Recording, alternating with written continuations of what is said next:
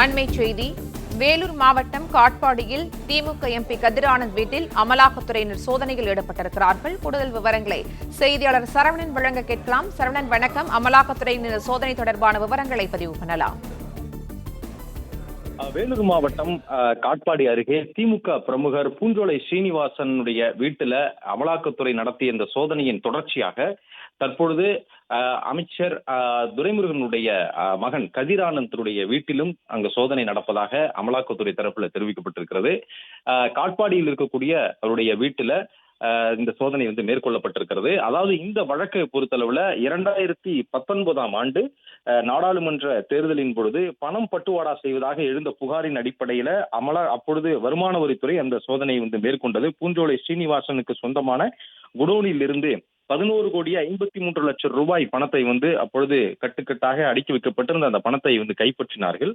அதன் தொடர்ச்சியாக அப்பொழுது கதிரானந்த் தொடர்புடைய அவருக்கு சொந்தமான அந்த கல்லூரியிலும் சோதனை நடத்தப்பட்டது. அந்த சோதனையிலும் அந்த இடத்தில் இருந்து பணம் பறிமுதல் செய்யப்பட்டது.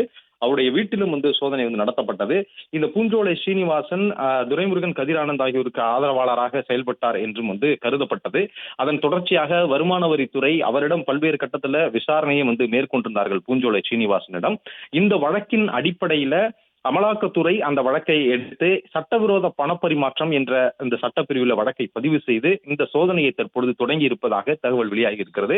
அதன் தொடர்ச்சியாக பூஞ்சோலை ஸ்ரீனிவாசன் அவருடைய மனைவி வேலூர் மாநகராட்சியினுடைய 2வது வார்டு கவுன்சிலராக இருக்கிறார். இவர் திமுகவில் மாவட்ட பொறுப்புல பூஞ்சோலை ஸ்ரீனிவாசன் இருக்கிறார். இவருடைய வீட்டுல சோதனை நடத்த வரும் நிலையில் காட்பாடியில் உள்ள திமுக எம்பி கதிரானந்தனுடைய வீடு மற்றும் கிங்ஸ்டன் கல்லூரி அவருடைய கல்லூரியிலும் இந்த சோதனை நடப்பதாக தகவல் வெளியாகி இருக்கிறது. அமலாக்கத்துறை 10 வாகனங்கள்ல சிஆர்பிஎஃப் வீரர்கள் துப்பாக்கி ஏந்தி அந்த வீரர்கள் உதவியுடன் இந்த சோதனையை மேற்கொண்டிருப்பதாகவும் தகவல் வெளியாகி இருக்கிறது.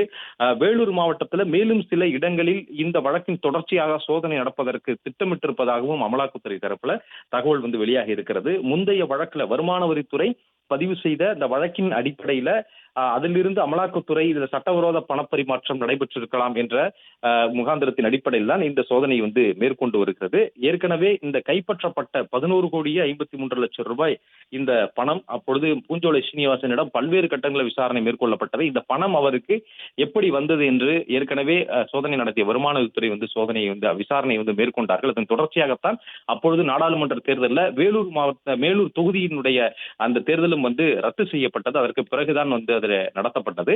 அதுக்கு முன்னதாக அப்பொழுது பூஞ்சோலை ஸ்ரீனிவாசன் கூறிய தகவலின்படி இந்த பணம் தனது விவசாய தொழில் மூலமாகவும் அதே போன்று நிலத்தரகு தொழிலில் ஈடுபட்டதன் மூலமாகவும் ஈட்டப்பட்ட வருவாய் என்று அவர் தரப்புல சொல்லப்பட்டது. அதற்கான ஆதாரங்கள் இல்லை என்றதன் அடிப்படையில் அப்பொழுது வருமான வரித்துறை பினாமி சட்டத்தின் கீழ் அவர் மீது நடவடிக்கை எடுப்பதற்கு அப்பொழுது திட்டமிட்டிருந்தார்கள். அதன் தொடர்ச்சியாக அதற்கான ஆவணங்களை எல்லாம் அமலாக்கத்துறை கைப்பற்றி அந்த விசாரணை மேற்கொள்ளப்பட்டு வந்தது.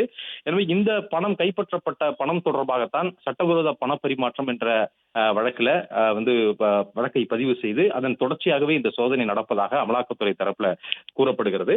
இந்த பூஞ்சோலை ஸ்ரீனிவாசன் என்பவர் மாவட்ட பொறுப்பில், அதாவது திமுகவில் மாவட்ட பொறுப்பில் இருந்து வருகிறார். அவருடைய மனைவி 2வது வார்டு கவுன்சிலராக வேலூர் மாநகராட்சியில் இருந்து வரக்கூடிய நிலையில அவருடைய வீட்டிலும் மற்றும் அவர் தொடர்புடைய இடங்களிலும் இந்த சோதனை நடப்பதாகவும் கூறப்படுகிறது. அப்பொழுது இந்த 2019ஆம் ஆண்டு நடத்தப்பட்ட சோதனையின் பொழுது அவருடைய குடோன், அதாவது பூஞ்சோலை ஸ்ரீனிவாசனுடைய குடோனில் இருந்தால் இந்த சோதனையில் தான் பணம் கைப்பற்றப்பட்டது. அதன் தொடர்ச்சியாகத்தான் அவரிடம் நடத்தப்பட்ட விசாரணையின் தொடர்ச்சியாகத்தான் கதிரானந்துடைய வீடு மற்றும் அவருடைய கல்லூரி இடங்களிலும் அப்பொழுது சோதனை நடத்தினார்கள். தற்பொழுதும் கூட அமலாக்கத்துறையினர் முதலில் பூஞ்சோலை ஸ்ரீனிவாசனுடைய வீட்டில் சோதனை நடத்தி வந்த நிலையில் தற்பொழுது கதிரானந்துடைய வீடு காட்பாடியில் இருக்கக்கூடிய கதிரானந்துடைய வீடிலும் இந்த சோதனையும் அதே போன்று கிங்ஸ்டன் கல்லூரியிலும் இந்த சோதனை நடப்பதாக கூறப்படுகிறது.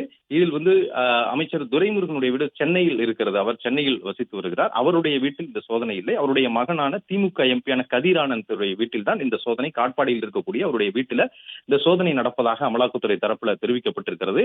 சிஆர்பிஎஃப் வீரர்கள் துப்பாக்கி ஏந்தி இந்த சிஆர்பிஎஃப் வீரர்கள் உதவியுடன் இந்த சோதனை நடப்பதாகவும் தெரிவித்திருக்கிறார்கள்.